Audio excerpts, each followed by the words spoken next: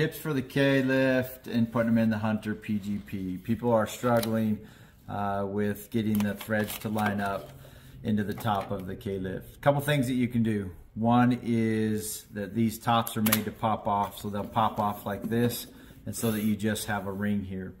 Take the Klift piece that you have, you're gonna thread it, you're gonna wanna go backwards until it kind of clicks like that, and then thread it down, okay? And now you're gonna take it here, pull your spring down here for you, and then you're gonna push it back on like that.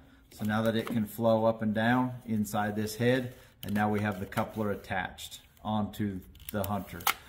Next, we're gonna add the extension here that has the check valve in it. If you don't want the check valve, you can take it out.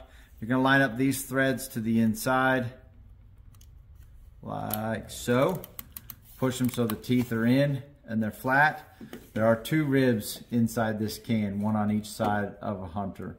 You're gonna line up either one, it doesn't matter. And you're gonna find the ribs in here like that, line it up, and then this is done in the hole. So, and then you'll screw this down like this, okay? Tighten it up, everything's tight. And then you have the ability to, if I can push this up, so I can show you that the mechanism will go up and down like it's supposed to inside the head. I've just now inserted Klift for the Hunters and showed you a way to do it by taking off the cap.